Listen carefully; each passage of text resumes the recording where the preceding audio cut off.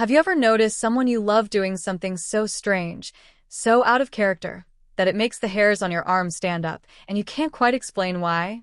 I need you to really listen to this, because what I'm about to tell you isn't just about a lake or a woman who stares at it. This story is about how something you think you know, someone you think you know, can slowly unravel right in front of your eyes, and you don't even realize it until it's almost too late. And before you scroll away, I promise you, by the end of this video, you're going to get the answer you came here for. Everything will come together, but only if you stick with me. There's a reason you clicked on this story. And deep down, you already know this is not just about swimming or lakes. It's about secrets, intuition, and what we do when the people closest to us start acting wrong. So let me take you back to how it all began. My wife, Anna, has always been terrified of water. Not in a quirky, I don't like getting wet kind of way, but a deep, paralyzing fear of lakes, oceans, even bathtubs that are too full. When we first started dating, I remember her flinching when someone splashed water too close to her. She'd laugh it off, but her body would tense, her fingers would dig into her own arms like she was anchoring herself to something. So when we moved to a small, peaceful cabin near Lake Crescent, a decision I still question every single day, I never expected her to go near it. But within weeks of settling in, something changed. At first, it was subtle. I'd find her on the back porch, coffee in hand, just gazing out at the water. Not unusual. Who wouldn't? The lake was beautiful, still, blue, almost hypnotic. But then it became ours. Every day, rain or shine, she'd be out there, staring like she was waiting for something to happen, or for something to return. Now, before I go any further, let me ask you something. Have you ever had that gut feeling, the kind that nags at you when something's off, even though everything seems fine on the surface? That was me. I couldn't put my finger on it, but Anna wasn't just looking at the lake. It was like she was listening to it. Like it was speaking to her, whispering something only she could hear. If you're watching this and thinking, maybe she was just daydreaming. I thought that too at first. But if you've ever been around someone you love when they start to change, subtly, slowly, you'll understand. It starts with the little things. Words spoken differently. Long silences. Late nights awake, pretending to sleep. She stopped laughing at my jokes. She stopped touching me altogether. But most importantly, she stopped being afraid of the water. Now let me make something really clear. My wife cannot swim. She never learned. She never wanted to. In fact, I once watched her have a panic attack just trying to dip her feet in the shallow end of a hotel pool. So when I woke up one night at 3 a.m. and saw the glow of the moon bouncing off the lake, and Anna standing knee-deep in it, her nightgown floating around her legs, I froze. She was completely still, eyes locked on the water's surface. And when I called out to her, she didn't even flinch. Like she didn't hear me. Or worse, like something else had her full attention. Here's where you need to lean in, because this is the part where everything started to twist. I confronted her the next morning, gently, cautiously, like you do when you're scared of what the answer might be. I asked her what she was doing out there. She smiled, this slow, unsettling kind of smile, and said, "I was remembering." I asked her, "Remembering what?" She just said, "The way home." Now I need you to ask yourself, how would you respond if your spouse, the person you share a bed with, suddenly started speaking in riddles like that? My wife had no memory of ever living near a lake. No family that drowned. No trauma she'd shared with me. Nothing that made sense. And yet, the way she looked at that water, it was like she belonged to it. Like it was calling her back. And that's when the real question started. Was she sleepwalking? Was she hiding something? Was she someone else? I started noticing patterns. Strange footprints by the shoreline every morning, even when I knew she hadn't left the house. Wet towels in the bathroom when I hadn't taken a shower. Her scent lingering on the dock, sometimes in the middle of the night. And the strangest thing? Her reflection in the water. It didn't always move the way she did. I swear to you, I saw her standing perfectly still, and the reflection smiling up at her. And no, I'm not crazy. I started filming it, capturing small clips on my phone. But when I played them back, nothing. Just static. Sometimes the audio picked up something, a soft humming, almost like a lullaby. Sometimes a voice saying my name. A woman's voice, but not hers. If you've made it this far, I know you're feeling what I felt. That tight pull in your chest. That feeling that something's off, but you don't know what. Trust it. Hold on to it. Because what happened next will change everything you think you know about identity, memory, and the power of what lives beneath the surface. And no, this isn't the kind of story where you'll find the answer right away. But I promise you, the truth is more shocking than you expect. And it's waiting for you, just like Anna waited by that lake. Every day, for hours, until the day she didn't come back inside at all. I haven't even told you about the dive team yet, or what they found at the bottom, or what didn't match the records.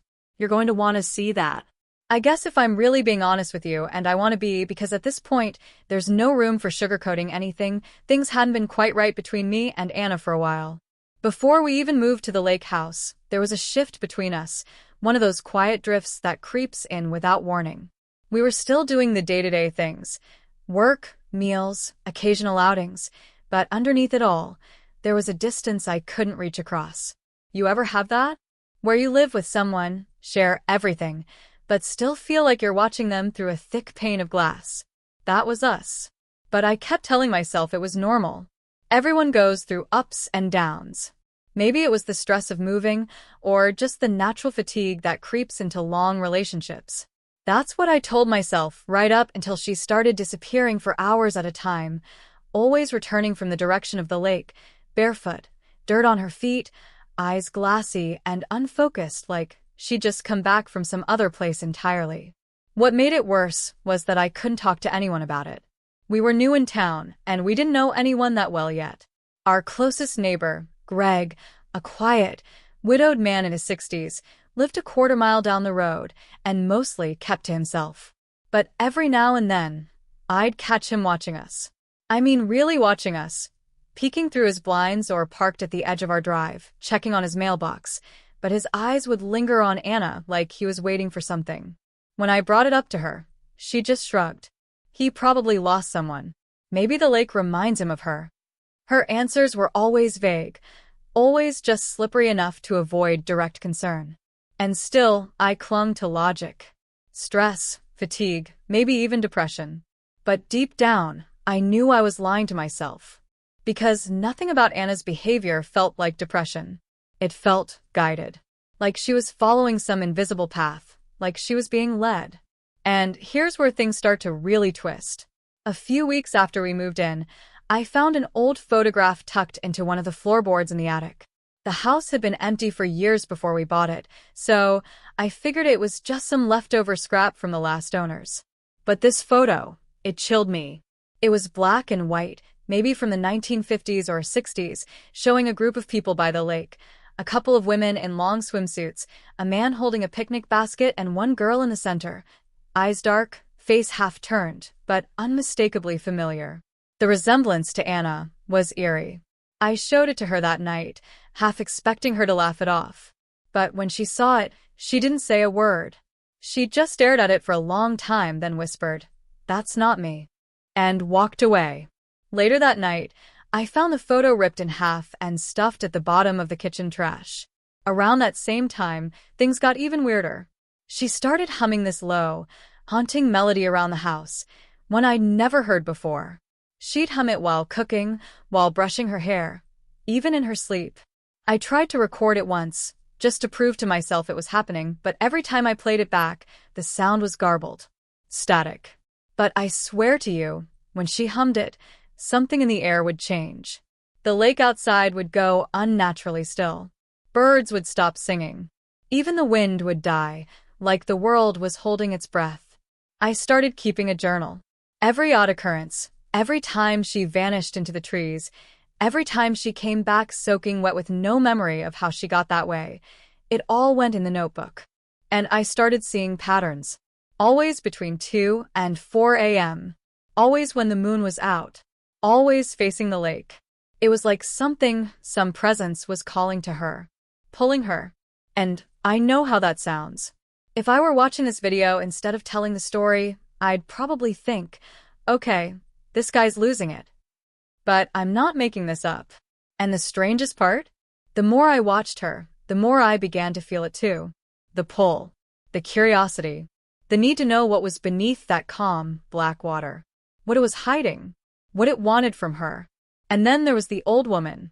This part still gives me chills, and I wish I had a better way to explain it. It was a Tuesday. I was in town picking up supplies, just trying to clear my head, when a woman approached me outside the grocery store. She was maybe in her 80s, long white hair braided down her back, eyes clouded like milk. She didn't introduce herself, didn't ask for help. She just walked up to me, looked me dead in the eyes, and said, "The lake doesn't forget, and it doesn't give back what it's taken. You should leave before it remembers you too." And then she turned and walked away before I could even respond. I chased her through the parking lot, asking her what she meant, but by the time I reached the corner, she was gone. Vanished like smoke. Back home, I told Anna what happened. She didn't laugh. Didn't mock me. She just said, "She's right," and then refused to say another word for the rest of the night. I felt like I was losing her piece by piece. Like the woman I married was slipping through my fingers. But to where? Into what? That same week, I went to the local library trying to find anything about the house, the lake, the photo, the people who used to live there. And I found something. An article from 1972. A local family drowned in Lake Crescent. The mother, father, and one child, all three presumed dead. But the bodies of the parents were recovered. The child's body was never found. The article included a photo of the family, and my blood ran cold. The little girl in that photo was the same one from the attic picture. Same dark eyes. Same half-smile. And again, that same eerie resemblance to Anna. But it couldn't be her. It was impossible. And yet, I couldn't shake the feeling that it was. So now I'm stuck between what I know and what I feel. I know my wife was born in a city hundreds of miles away. I know she was adopted, raised by a kind family, and never lived near any body of water. I know the facts. But I also know what I've seen. The way she walks straight into that lake now without fear. The way her eyes change when she hums that song. The way she doesn't seem entirely herself anymore. And still, every night, she stares at the lake. Still humming. Still waiting. And I have no idea what she's waiting for. Or what's waiting for her. But something is. And the worst part? I think it's starting to notice me too. I couldn't sleep anymore. Not because of the nightmares, they had already become part of the routine, but because every night felt like a test. A test of whether I could stay sane in that house one more evening. Whether I could trust my own eyes, my own memory. Whether I could stop her before something irreversible happened. I started keeping my phone recording audio overnight just to see if I could catch anything unusual. Most nights, it picked up nothing but the usual creaks of the house and the distant splash of water lapping against the shore.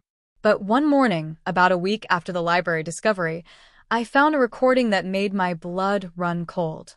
It was Anna's voice, whispering, saying my name again and again in that same eerie rhythm as the lullaby she always hummed. But she wasn't in bed with me that night. I remember waking up alone, assuming she was in the bathroom or downstairs. But the recording clearly picked up her voice only inches away from the mic, my side of the bed. I tried to show it to her, confront her gently, but the file was gone. Just gone. I swear I didn't delete it. I know how that sounds, convenient, right? The one piece of proof, and it disappears? But that's exactly what happened. The file wasn't just missing, it had been corrupted, overwritten by a blank, unplayable file named shhhh-wave. I didn't name it that. I don't even know how that's possible. The timestamp was the same. I backed everything up after that. External hard drives. Cloud storage. Even email. But it kept happening.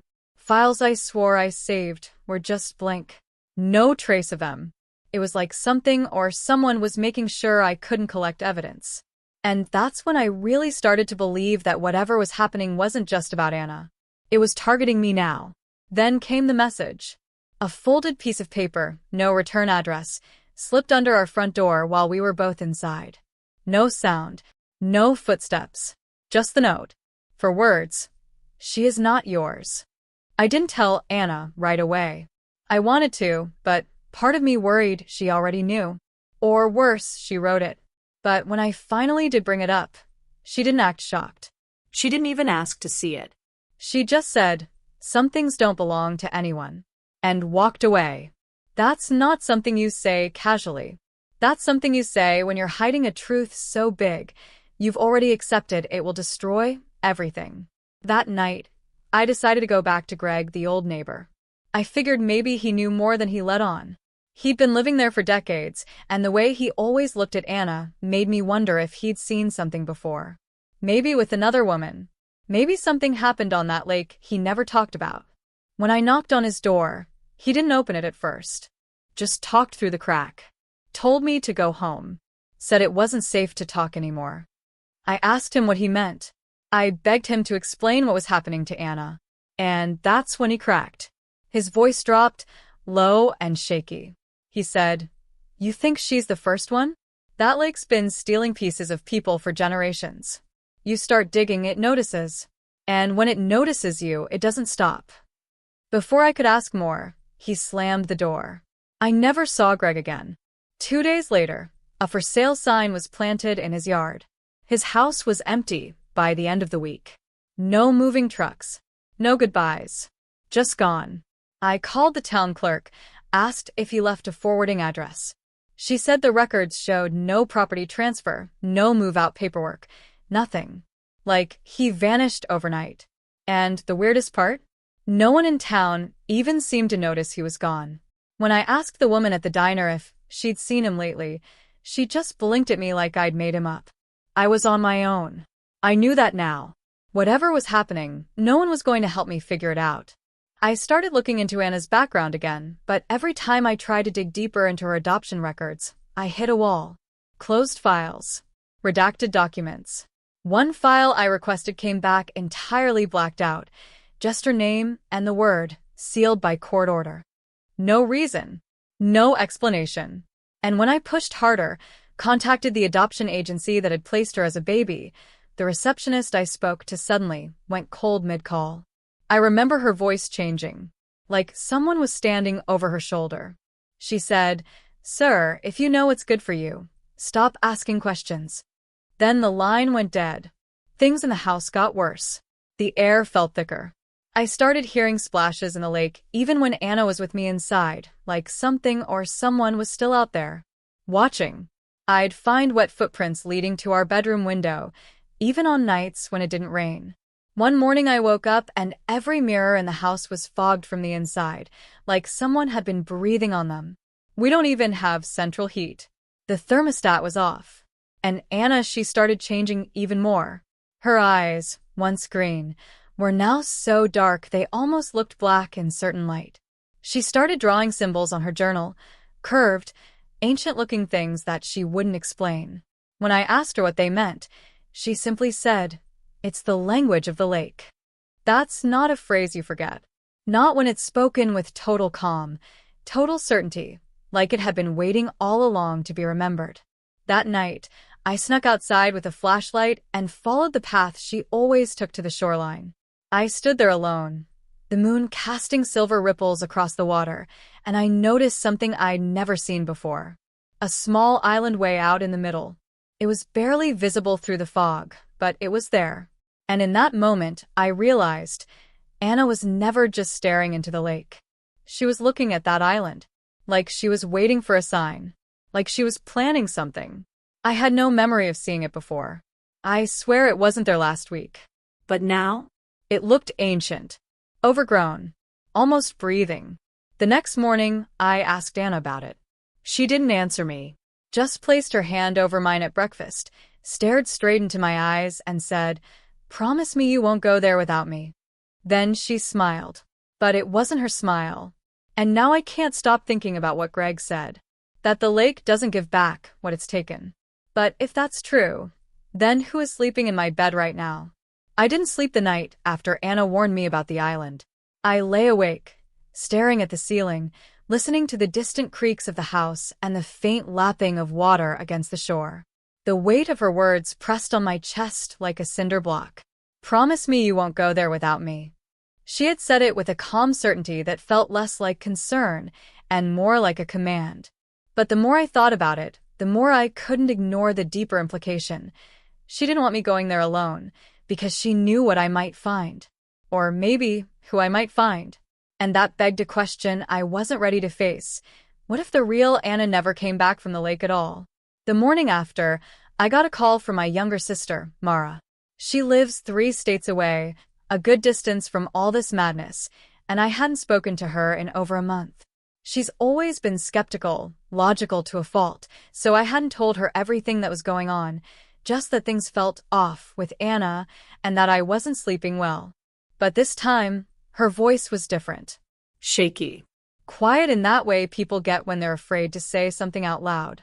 She asked me if I'd sent her a letter. I told her no. I hadn't mailed anything to her in years. And then she told me what it said. The envelope was unmarked, the paper aged and yellowed. No return address. No stamps. Inside, a single sentence written in shaky cursive. He brought her back, but not from here. There was no context. No name. Nothing to tie it directly to me or Anna, but the timing was too perfect to ignore. Mara said it had been slipped under her front door while she was out walking her dog. When she came back, it was just there. She thought it was some weird prank, until she woke up the next night to find every faucet in her house turned on. Water flooding her kitchen, her bathroom, even the hose in the backyard. She swore she shut everything off before bed. But there was no leak. No damage. Just water. Everywhere. I told her everything after that. I couldn't hold it in anymore. About Anna, the lake, the island, the lost files, the warning from the old woman, the disappearing neighbor. I expected her to push back, tell me I was being paranoid, that I needed sleep. But she didn't. She just listened. Quiet. Too quiet. And then she said something that chilled me to the bone. You remember when we were kids? That camping trip Dad took us on? The one with the lake that didn't show up on any of the maps. I did remember. Barely. I was 8, she was 6. Our parents always chalked it up to a strange detour and a broken compass. But I remembered the way the air had felt out there. Too still. Too quiet. And I remembered Mara screaming one night in the tent, saying someone was outside, singing to her. Our dad had written it off as a nightmare. But now, she told me something she never had before. That night, she saw a girl standing at the edge of the lake, half submerged, eyes black as pitch, mouth moving soundlessly in a rhythm that matched Anna's lullaby. It didn't make sense. None of it did. That lake was in Colorado. This one is in Washington. Different coasts. Different terrain. But the similarities were impossible to ignore. The lullaby. The black-eyed girl. The water. It was as if something bigger was connecting them, something that didn't obey state lines or time or reason. And now Mara was in danger too. That's when I realized this wasn't just about Anna anymore. This wasn't isolated. Whatever was happening, it was spreading. I tried to get Mara to come stay with us, at least until we figured things out. But she refused. She said she couldn't go near another lake. Not after what she saw as a child. Instead, she started doing her own research, old folklore, water spirits, generational disappearances near inland lakes. She sent me a link to a forum buried deep in the internet. A thread titled The Still Waters Theory. It wasn't popular. Barely a dozen posts. But one of them mentioned Lake Crescent by name. A user with a handle, Drown Song, claimed the lake wasn't just deep, it was endless. A gateway. That those who stared into it too long weren't seeing their reflection, but their origin. That people who felt drawn to the lake had once been part of it. And that when they returned, they came back marked. I wanted to dismiss it. Chalk it up to internet fiction and conspiracy-chasing weirdos. But there was a photo attached to the post. Grainy. Black and white. Of a woman standing at the shore with her back turned. The image was dated 1975. But the posture, the hair, the dress, it was identical to the one Anna wore the night I saw her wading into the water. Not similar. Identical. Even the way her fingers hung at her sides. I stared at it for hours, trying to find some logical explanation, some Photoshop anomaly. But there was none. And then I realized the reflection in the lake, if you squinted hard enough, was smiling. But the woman in the photo was not. I saved the image to every device I owned. Uploaded it to cloud storage. Printed copies. I wasn't going to lose another clue. But when I went to show Anna the printed version the next morning, it had changed. Her figure was still there. The lake, the shoreline, everything the same. But the reflection? It was gone. Like it had slipped away in the night. And when I checked my laptop, the digital version was corrupted. Again. Static. Just like before. All my backups? Deleted. That same day, I noticed something else, something that made my skin crawl. My phone, which I kept on airplane mode most nights, was unlocked and sitting face up on the floor near the bedroom door. The camera app was open, but no new photos were in my gallery. Not a single one. Just a sudden increase in battery usage by an app one never downloaded. It was called DepthLink. I searched it on the App Store. Nothing came up. I tried deleting it. Wouldn't budge. And when I tapped it, the screen went black for 2 seconds. Then a single line of text appeared in the center. You've seen too much. That was the moment I knew someone or something was actively trying to stop me. This wasn't a story anymore. It was a hunt, a trap. And I wasn't sure if I was the hunter or the bait. But here's where it really spirals, because as I was staring at that screen, trying to figure out what the hell DepthLink even was, Anna stepped into the room and asked, in a tone far too casual, "Did you sleep okay last night?" Except her voice, it had that same rhythm. That same tune threaded beneath the words like the lullaby itself was bleeding through her speech. I didn't answer. I just nodded, watching her closely as she walked away, humming again. That same haunting tune, low and slow.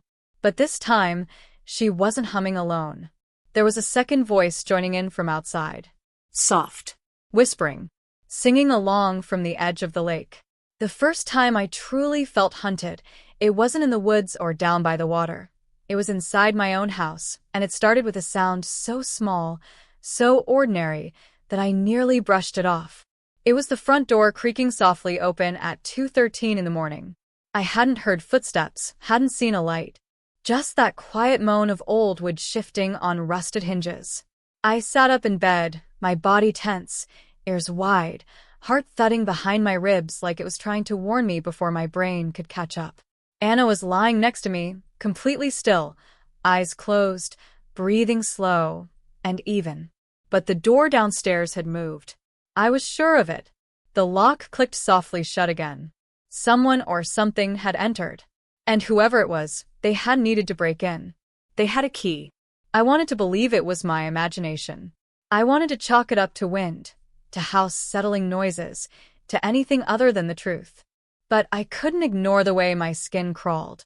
Every hair on my arms was standing up, like my body was reacting to a presence I couldn't see. I got out of bed as quietly as I could, grabbing the flashlight I kept on my nightstand. I moved down the stairs, barefoot, trying not to breathe too loud. The living room was dark, just pale moonlight bleeding in through the curtains. Nothing looked disturbed, but the air was off, thicker, charged like right before a lightning strike. I scanned the room, and that's when I saw it. The back door, the one that opened toward the lake, was wide open. Not cracked. Not ajar. Open. And standing in the center of the doorway, framed by silver light and shadows, was Anna. But she wasn't looking at me.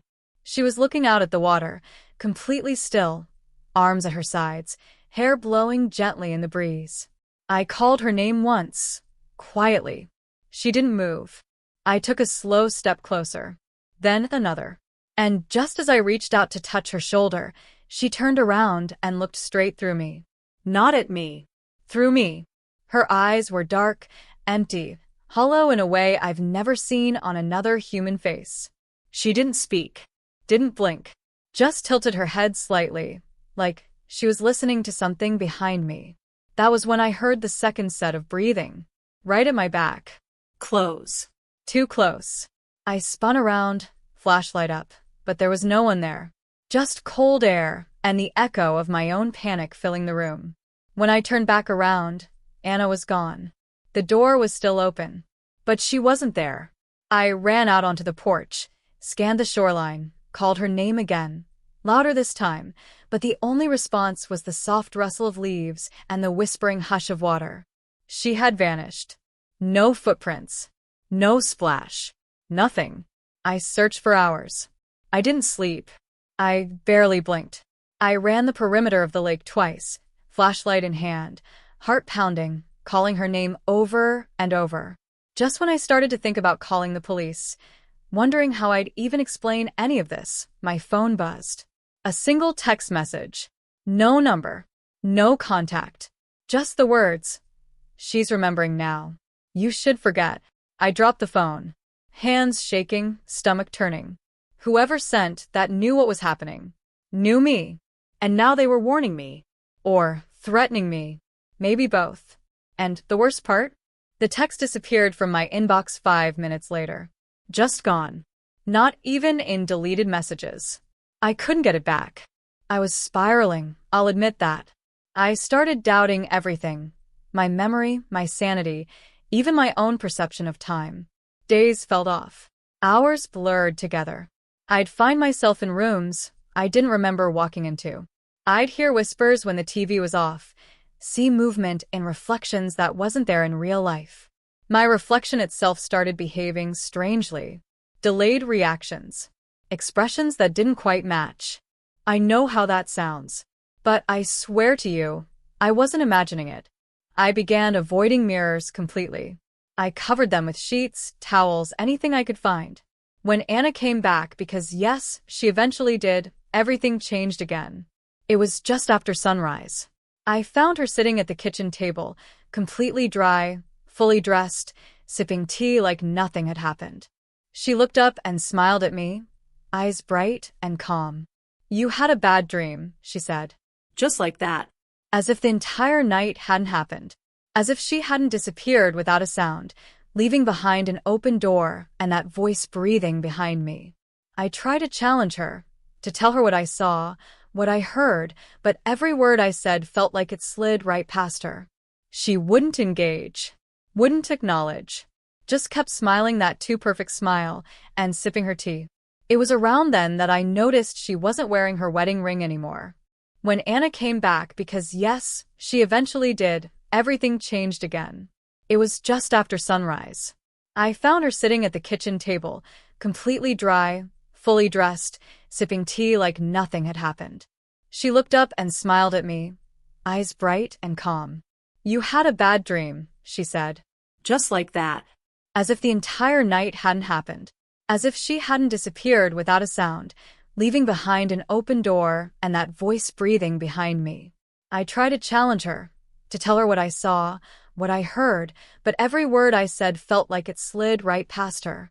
She wouldn't engage, wouldn't acknowledge, just kept smiling that too perfect smile and sipping her tea. It was around then that I noticed she wasn't wearing her wedding ring anymore. And when I asked her about it, she said, "Oh, it's at the bottom now." I didn't ask what she meant. I couldn't. My throat locked up, heart drumming like a warning signal. Instead, I left. I grabbed my keys, drove into town, and tried to find anyone who might believe me, help me, give me some kind of anchor to reality. But the town had changed. Or maybe I had. Places that had once been familiar felt different. Stores were boarded up that had been open just last week. The clerk at the gas station didn't recognize me, even though I'd spoken to him just days before. And then I saw the poster, taped to a light pole near the lakefront diner. A missing person. But not Anna. Me. My name. My face. A blurry photo from who knows where. Last seen 2 weeks ago. I tore it down, heart racing, looked around expecting some kind of prank. But no one said anything. People walked past like I didn't exist. Like they didn't see me at all. That's when I realized I wasn't sure how long I'd been here anymore. Or how long I'd been missing. I tried calling Mara. No answer. Her voicemail was full. I sent her a dozen texts, even tried video calling, but the screen just flickered black every time. Finally, I sent her one last message. If something happens to me, don't come here. Stay away from the water. It didn't deliver. Not even a checkmark. Now I don't know what's real. I don't know who or what I'm living with. And the scariest part is, I don't know how much of me is left to save. Or if something's already taken my place. Because sometimes, when I walk past a window, I catch my reflection smiling before I do. And the lake. It's calling again. But this time, I think it's calling me. Just when I thought I had hit rock bottom, that I was spiraling into some dark corner where there was no way out, the twist came from the last person I ever expected. Greg. The neighbor who vanished without a trace months ago. I had written him off as just another victim of whatever cursed this lake, someone who knew too much and paid the price. But one rainy afternoon, as I was sifting through the attic for any clues I might have missed, I found a dusty, weather-beaten journal hidden behind a loose board in the wall. It had Greg's name scrawled on the cover. My hands trembled as I opened it, flipping through page after page filled with ramblings about the lake's power, strange happenings in the town, and warnings not to get too close. But buried between the paranoid scribbles was something that shattered everything I thought I knew. Greg confessed that he wasn't just a bystander. He was the one who brought Anna back from the lake. Not the real Anna, but a shadow, a vessel shaped by the lake itself to keep the secret alive. He'd made a deal years ago to save his own daughter, trading a part of his soul, and now the lake demanded its price, playing puppeteer with all of us. Reading that, I realized Anna's odd behavior, the humming, the disappearances, they weren't random or supernatural. They were the result of a dark pact, an ancient bargain that trapped everyone in a cycle of deception. But the real shocker? Greg wrote that the man who sealed this deal wasn't the lake or some myth, it was me. Somehow, unknowingly, I had been the one who opened the door to this nightmare, carrying a secret I'd forgotten, buried deep in memories erased or twisted by the lake's influence. I sat there, heart pounding, mind racing. Was I the cause of this? Had I been living with a phantom because I was complicit in its creation? The lines between victim and villain blurred as the journal ended with a chilling warning. Trust no one, not even yourself. The lake reflects more than faces. It reveals the soul. In that moment, I realized the mystery wasn't about Anna alone.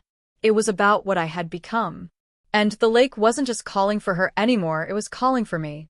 Finding Greg's journal didn't bring relief. It plunged me deeper into a darkness I wasn't sure I could escape from. The truth that I was somehow tied to this nightmare felt like a noose tightening around my neck. I couldn't tell if I was still the person I thought I was, or just a shadow cast by the lake's curse. Every waking moment was now a battleground between fear and the desperate need for answers. But then came the hardest part, confronting Anna. Or whoever, or whatever, she was now. I remember that night clearly. Sitting across from her at the kitchen table, the journal clutched in my hands, my voice barely steady as I demanded the truth. She looked at me with those dark eyes that held memories I couldn't reach, and said something I wasn't prepared for. "You're part of this too," she whispered, her voice laced with sorrow and accusation. "We all are. But you have a choice. Walk away and forget everything, or step deeper and lose everything you thought you had." It was an ultimatum wrapped in the calmest tone I'd ever heard. But I could see the weight behind it. Behind her calm was a warning. The lake's grip wasn't just on her. It was on me, on us, on anyone who dared to uncover the truth. I realized then that the fight wasn't just about saving Anna or escaping some haunting. It was about preserving my own identity before it was swallowed whole. That night, I stood at the edge of the lake, the cold breeze biting through my jacket, staring into the endless dark water that had taken so much already. My phone buzzed with a new message, no sender, just a single sentence. "The deeper you go, the less you come back." I was trapped between wanting to run and needing to understand. To protect the woman I loved, or to protect myself from losing her forever. I didn't know which choice would cost me more. And as the mist rolled over the lake's surface, swallowing the shoreline whole, I realized there was no turning back. The mystery wasn't just out there in the water. It was inside me, and I had to face it, no matter what it took. The walls I thought were closing in? They shattered completely when I discovered just how deep this went, and who was pulling the strings. I always believed the lake's curse was some isolated nightmare tied to Anna and maybe a handful of lost souls, but the truth hit me like a bullet. It wasn't just us. The conspiracies stretched far beyond the quiet town, beyond the family secrets and faded photographs hidden in the attic. I found myself scrolling through a trove of encrypted messages and photos on an old laptop Greg had left behind, each file exposing a network of people, locals, officials, even some distant relatives, who had all been tangled in the same web of disappearances, strange phenomena, and forced silence. And then came the hardest blow, the revelation that my closest friend, Michael, the one person I thought I could trust to keep me grounded, was not only aware of this entire nightmare, but had been orchestrating parts of it. He'd been the one whispering warnings through calls I thought were friendly advice, the one who subtly steered me away from digging too deep. His calm demeanor was a mask for his true agenda, to protect the secret at all costs, even if that meant sacrificing me or Anna. When I confronted him, his eyes didn't flinch. He told me this wasn't just about a cursed lake or haunted memories. It was about power and control, about keeping a legacy hidden beneath the surface, literally and figuratively. Some truths, he said, are too dangerous for the world to know. You've already seen too much. Now it's time to decide whose side you're really on. The weight of his words crushed me. I realized the stakes were no longer just personal. They were political, cultural, and deeply entangled with forces I didn't understand but couldn't escape. The night spiraled into chaos as threats came from every direction, anonymous texts warning me to stop, shadows lurking just outside my windows, and voices, soft, insistent, calling Anna's name from the depths of the lake. And through it all, the lines blurred between friend and foe, truth and lie, safety and danger. I was running out of time, out of options. The conspiracy wasn't just a story anymore. It was a ticking clock counting down to something I could barely grasp, but that I knew would change everything. And with Michael's betrayal, I realized the real fight was only just beginning. The night was thick with fog, the kind that wraps itself around your skin and sinks into your bones until you're not sure if you're standing on solid ground or slipping beneath the surface. I stood at the edge of the lake, the same place where everything had started to unravel, heart pounding like a drumbeat echoing in the silence. Across the water, faint lights flickered, too far to be any ordinary boat, too rhythmic to be natural. They pulsed in time with that haunting lullaby Anna had hummed for weeks, the one that had become my nightmare soundtrack. I gripped the worn journal Greg left me, pages soaked from my nervous sweat, each word a desperate map through the madness. The truth was finally within reach, or so I thought. Then Michael appeared, stepping out from the shadows, his face calm but his eyes burning with a cold fire. He didn't come with threats or anger, just an eerie, unsettling calm that made my skin crawl. "You've been digging in places you shouldn't," he said softly, voice almost a whisper against the night air. "But now, it's too late to back down." I swallowed hard, knowing this confrontation was inevitable. The betrayal cut deeper than any blade. This was the man I trusted, who promised to protect me, now standing as my enemy, the gatekeeper of a secret so dark it could swallow us whole. I demanded answers. Why betray me? Why risk everything? His answer shattered what little hope I had left. "Because some sacrifices are necessary," he said. "The lake doesn't just claim victims, it chooses vessels. Anna was never meant to return to the life she had, and neither were you. This has been going on for generations, a cycle to maintain balance between worlds. And you're the final piece." My mind reeled as the fog thickened, and suddenly Anna emerged from the water itself, her eyes now pure black, reflecting that unholy light beneath the surface. She reached out to me, voice layered with sorrow and something far older. "It's time," she whispered, "to end this or become part of it." The air trembled as I realized the choice before me wasn't just survival, it was sacrifice, salvation, or surrender. I lunged toward Michael, the fight raw and desperate, a battle of wills as much as strength. Secrets spilled between blows, the truth about my forgotten past, the deal Greg made, the ritual to break the cycle or perpetuate it forever. I barely noticed the cold water rising around us until I was struggling against more than just him. The lake's hunger was real, tangible, pulling at my limbs like invisible chains. With a surge of strength I didn't know I had, I grabbed the journal and threw it into the water. Pages caught fire instantly, the flames casting hellish light over everything. Anna screamed, not in pain, but rage, and the surface of the lake roiled violently, as if trying to swallow that fire whole. Michael's eyes widened in terror. "No," he hissed. "You don't understand what you've done." But it was too late. The ritual was broken. The cycle disrupted. The lake stilled, dark and quiet once more. Anna collapsed, her body lifeless, but peaceful. I pulled her from the water, feeling her warmth return. For a moment, hope blossomed. But as I looked down, searching her face for the woman I loved, I saw it. An impossible shadow flicker beneath the skin, a smile too cold to belong to anyone I knew. The final twist slammed into me harder than any punch. The lake hadn't lost. It had just changed its vessel. And now it was inside her. Inside me. The battle was over, but the war had just begun. In the quiet that followed, when the lake's surface had settled back into an unbroken mirror, I sat on the damp shore with Anna's lifeless body in my arms. The weight of everything pressing down on me like the night itself was closing in. The flames that consumed Greg's journal flickered in my mind, a symbol of both destruction and release, burning away the tangled web of lies, secrets, and curses that had bound us all. For the first time in months, the oppressive fog that had haunted my every thought lifted just enough to let me breathe, but even then, the peace felt fragile, as if the calm was merely the eye of a storm that could return at any moment. I held Anna close, searching for the woman I had lost, the wife who had vanished into that endless, dark water, and for a fleeting heartbeat, I thought I saw a glimmer of her old self, a softness behind those blackened eyes, a flicker of recognition that reminded me she was still in there somewhere. But the smile she gave me in that moment was not quite her own. It was something else entirely. A haunting reminder that the lake's influence was never truly broken, it had only changed form.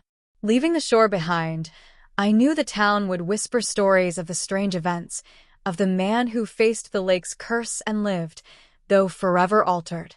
And I understood that my role in this saga was not that of a savior or victim, but a guardian of a secret that no one else was meant to know. The network of people involved, the lies, the disappearances, the sacrifices, had woven themselves into the fabric of the place, just as the lake's dark depths hid more than just water. I realized that some mysteries aren't meant to be fully unraveled. They exist to remind us of the thin line between what we understand and what we fear.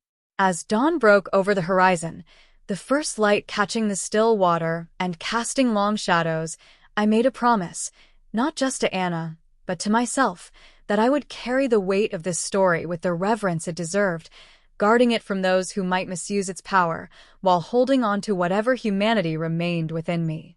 The lake would keep its secrets for now, and so would I.